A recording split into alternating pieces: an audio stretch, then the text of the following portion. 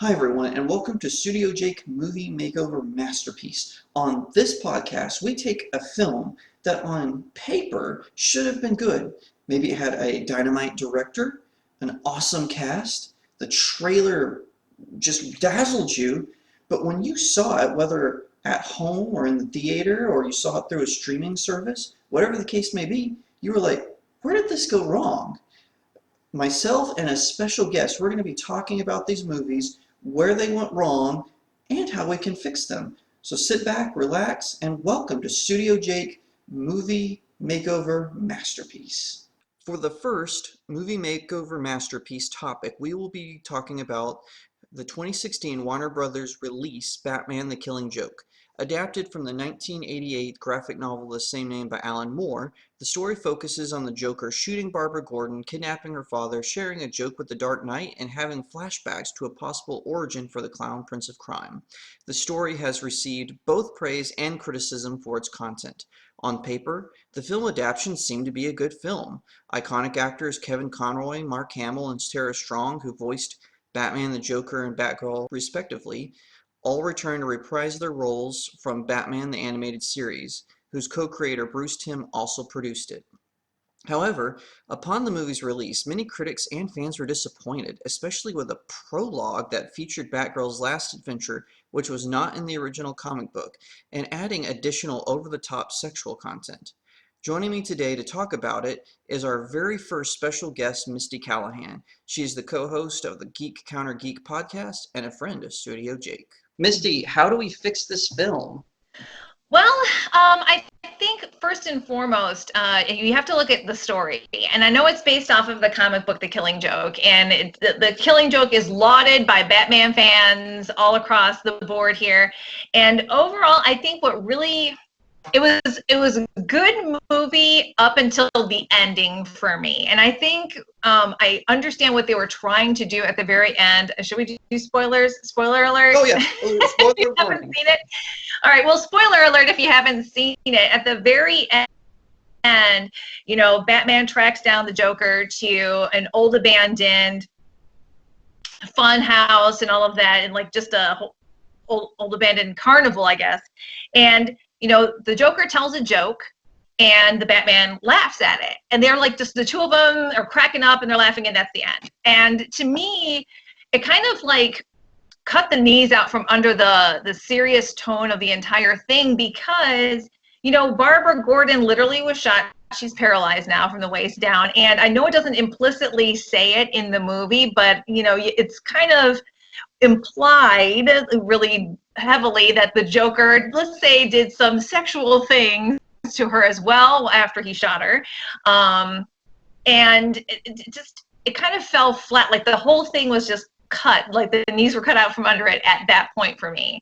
The voice acting was okay. I mean, I'll be honest, like at first I didn't recognize, you know, the Batman. I was like, you know, I really wish it was the actor who did the Batman the Animated Series, and then I found out that it was. And so I'm like, okay, well, he sounded a little different at first. But other than that, yeah, for me, I say story had to change. Like they didn't stick the landing. There you go. That's a good way to put it. They didn't stick the landing. And I would agree with that assessment. For me, the whole first, and I know why they did this again, because The Killing Joke is really short. It's not that long of a comic book. So if you did a direct adaptation, it would only be 20, maybe stretch it to 30 minutes long. So they did this extra tack on where they were trying to explore Batman and Batgirl's relationship. And I don't actually have a problem with that. Again, you have Kevin Conroy, who, like you said, he seemed a little out of whack than he usually is, because typically, even if you don't like a Batman film, if Kevin Conroy is in it, you're like, oh, but at least it had Kevin Conroy. But it did kind of feel like he was phoning it in, maybe just a little bit. But to the story part, we'll talk about acting more later, but to the story part, I felt like this long intro with Batgirl tracking down this guy named Paris Franz. I was like, why is this on here? Because there actually is a Batgirl story that they could have added to it that talks about Barbara's first encounter with the Joker. And I think that that flow would have transitioned well with the Killing Joke. If they had attached it to the Joker from the beginning, because you don't really see the Joker in the beginning, and then all of a sudden, oh, Batman's with the Joker, and of course it ends up being a fake Joker. Again, spoiler alerts. But all this stuff goes on. One of the things is Batman the Killing Joke, when it was first written, it was not meant to be canon. It was meant to be a standalone, what they call an Elseworld in DC Comics. And in fact, it implies that the Batman kills the Joker, because if you read the last panels when they're laughing, all of a sudden the laughing stops. And just out of the blue, the last panel is silence. And so you think that the Batman finally did it. But then, of course, Barbara's paralyzed in the next Batman issue. The Joker is in Arkham Asylum, the whole 9 yards. So I am not a huge Alan Moore fan. I've said this before in my podcast, much to everyone who else is a Batman fan hates me for this. I don't like the Killing Joke. I liked it as if it was a standalone, fine, I accept it. But because it's canon, I can't really accept it as part of the story. But moving on from the story aspect, tell me what you thought about the acting, because we both kind of mentioned Kevin Conroy. He seemed a little ill-practiced, but again, on paper, Kevin Conroy, Tara Strong, Joker, or Mark Hamill, all great people who have done these characters before. What did you think about that? Well, again, like I was saying before, I thought like the Batman's voice was a little off at first. I'm like, I don't know if I really like this voice actor doing it, because it, I was like, I really wish I heard the more grittier, from the 90s, the Batman the Animated Series kind of vibe. Come to find out, same voice actor. So I'm like, oh, okay, whoops. Didn't realize it. So he did kind of sound like he was phoning it in a little bit. I thought Tara Strong was great. Of course, Mark Hamill was excellent. I think he always nails it whenever he does the Joker. Knocked it out of the park. But yeah, overall, I think the acting was okay. Batman could have done a little bit better. I hate saying it because it's a Batman movie. But yeah, I think overall, I give it maybe 7 out of 10. Where do you think it went wrong? Because I was watching Honest Trailers. They did a thing on it, and they said that they felt that maybe Kevin Conroy, because he is an actor and he's done Batman for so many years, and including a theatrical film. He voiced Batman in a theatrical film, and that maybe it was a case of they just handed him a script and they said, go in the recording booth and do your thing, but they didn't actually direct him. And that was kind of the impression I was getting from the Honest Trailer. They didn't come right out and say that, but I was kind of reading between their funny script. I think that maybe that was the case. And would you agree or disagree with that assessment, or do you think maybe he didn't like the script and so he was just phoning it in? I don't know. I mean, I think maybe that does have some merit, because he has been doing this character for so long. They probably are just like, he just knows what he's doing, just go into the booth and just record. But he probably needed some oomph or something. Like I said, I think overall the acting was okay. No one really sounded too off, except for Batman. Yeah, and go figure, because it's so strange, because even Ray Wise, who he's a very popular character actor. They bring him on to voice Commissioner Gordon. To my knowledge, I don't think he had voiced Commissioner Gordon before. Maybe I'm mistaken about that, but I don't think so. Even he picked right up on Gordon, and he was not the animated series voice of Gordon. That actor was Bob Hastings. He passed away, R.I.P. Fantastic Gordon actor. And so it is somewhat odd about that angle of it. Now, one thing I wanted to ask is, could it be maybe the connection to the animated series that maybe harmed this movie? Like, because Bruce Timm, he produced it. Again, he wrote many of the episodes of Batman the Animated Series. He co-produced it with Paul Dini, who of course created Harley Quinn. Could it maybe have been the fact that they tried to tie it to the animated series, because they were thinking, oh, all these fans are grown up now, me and you included, right? We were all grown up. Maybe they were thinking, oh, let's tack these elements from the animated series on, because we'll get that pull in. And I actually wondered about that because prior to this I rewatched it and I got to thinking, I wonder if that's part of the problem of it is they were trying to tack on all these connections to the animated series, and the comic, of course, is unrelated completely. What do you think about that theory? No, I think that idea does have some merit. Especially with that you always walk a line when you try to grab the older fans as well as try to get some new ones, sometimes it falls a little flat, and I think that's what happened with this. I think they did try to go, because of, like you said, there's so many connections to the 90s series, and for somebody like me who grew up on the 90s series, I loved it, but I wanted, I don't know, I guess more, I don't know.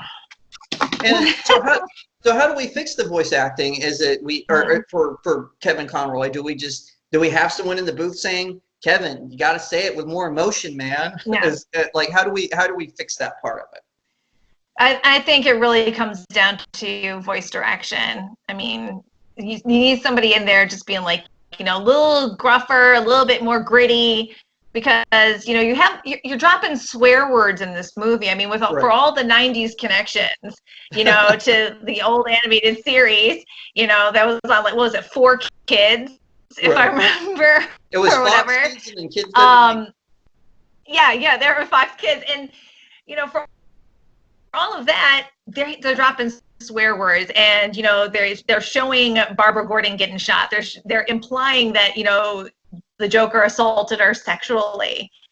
So you need to grit it up a little bit. And also too, I thought it really does come down to voice direction. I agree. I thought the Joker Barbara element was a little weird, because in the comic they in no way imply that there was any sexual overtones to his attack on Barbara. It was all just chaos. In fact, until Harley Quinn was introduced into the comics, Joker was kind of portrayed very asexually. He was never, there was never any sort of those kinds of overtones. And so I think, I always thought that Bruce Timm had like these weird fetishes that he just wanted to get out of his system, because in the Batman the Animated Series, in Batman Beyond, they kind of imply, and towards the end of the show outright say that Bruce Wayne had a relationship with Barbara Gordon, even though he's clearly old enough to be her father, right? And so I really think that that had something to do with Bruce Timm's wandering imagination, shall we say. I really think that had something to do with it, because even in Batman Arkham Knight, which is probably one of the darkest portrayals of Batman, at least in video game form, they have the scene where Joker shoots Barbara. It's in a flashback, and there again, no overtones like that whatsoever. He shoots her, takes her picture, and leaves, and that's how the comic book is as well. And so I don't know. I don't know where they got that idea. Like I said, I just think it's Bruce Timm's wandering imagination, and I have great respect for Bruce Timm, but yeah, clearly the guy needs to talk to somebody about some of his issues. Like I said, if you're going to go that far, I guess maybe they did it to make it, what happened to Barbara was so much worse. So on top of her being shot and being paralyzed because of that, she's also, assaulted as well. Right. To kind of compound the horrible things that happened to her.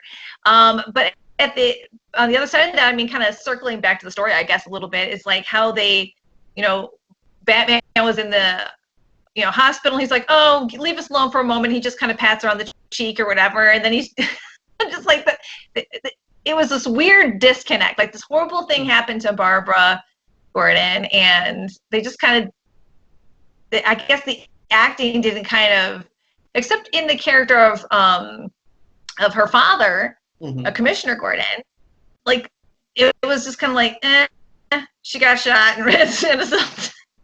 Right.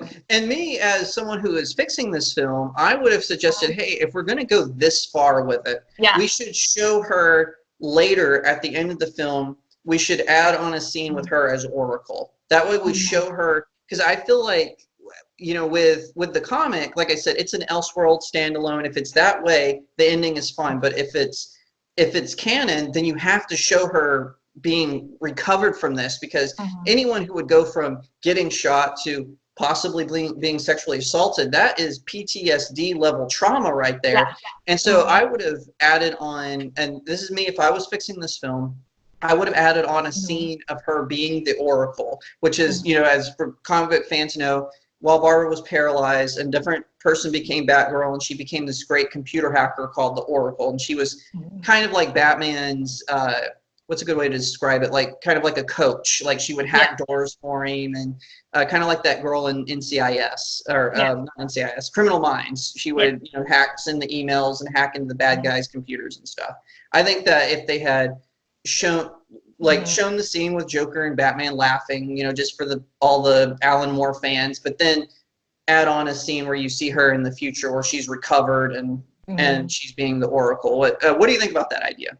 I actually really like it. I know, like in the film, they kind of showed her, kind of adjusting to being in a wheelchair, and they kind of show her going to like a little secret room, and she just puts on a headset and she turns on her computer. So I guess it's kind of implying that look, she's the Oracle now. But I think, like you said, if they spent some more time just kind of like, maybe one or two scenes of her just kind of, one like adjusting to the life or what have you, and then like the next one was like her in like the Oracle booth and actually doing some of that, like hacking into something for Batman, I think that would have been a little bit better.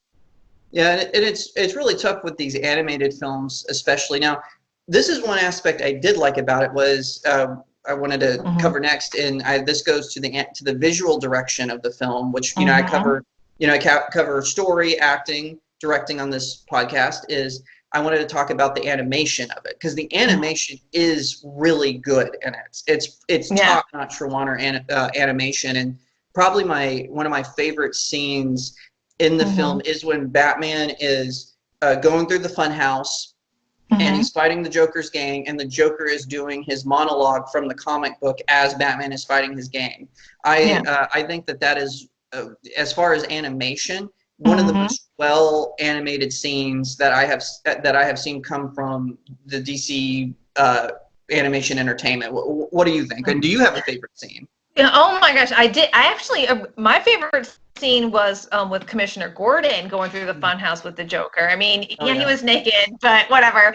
But it was visually fantastic, really well done, especially like with him. And they're like, I would throw the book at him, and he had like the little book there with the law, and then he throws it, and like this pop-up of Batman shows up.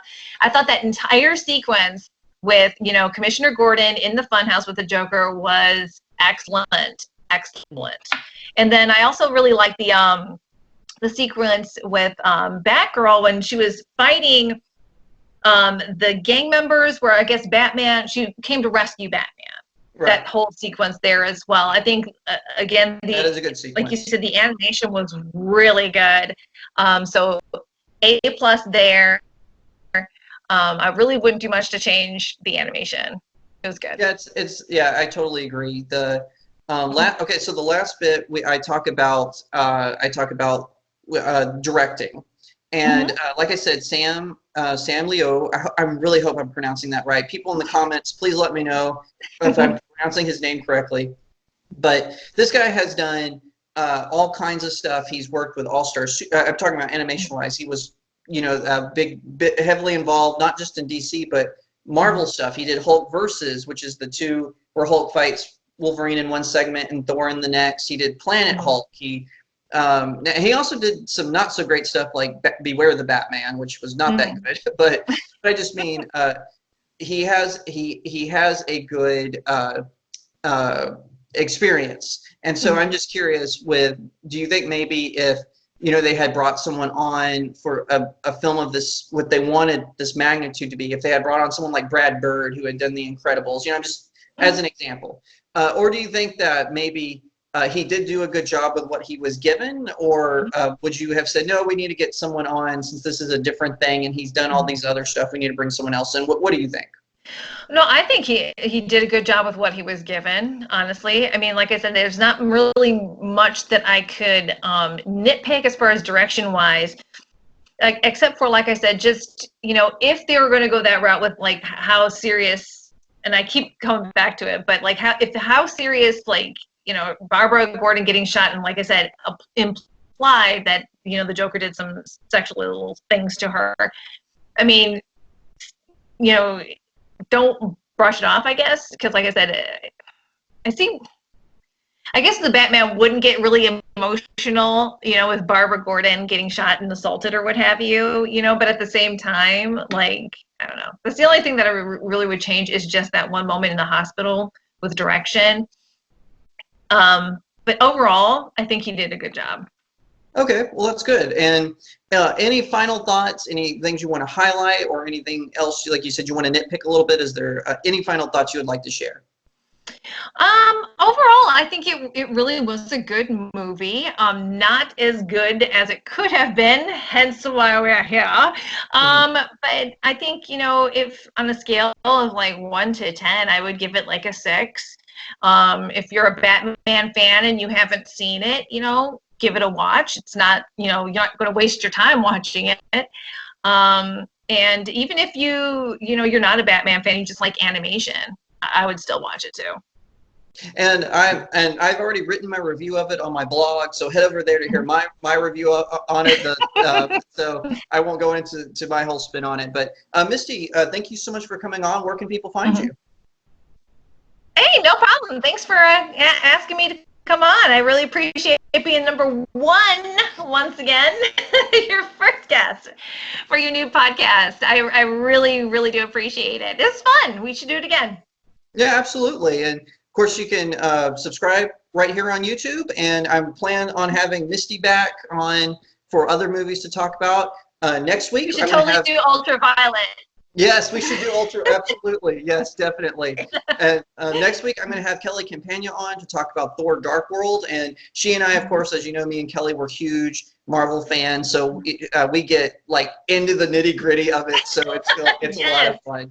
But thank you so much, everyone, for tuning in. I'll see you next time right here on Studio Jake.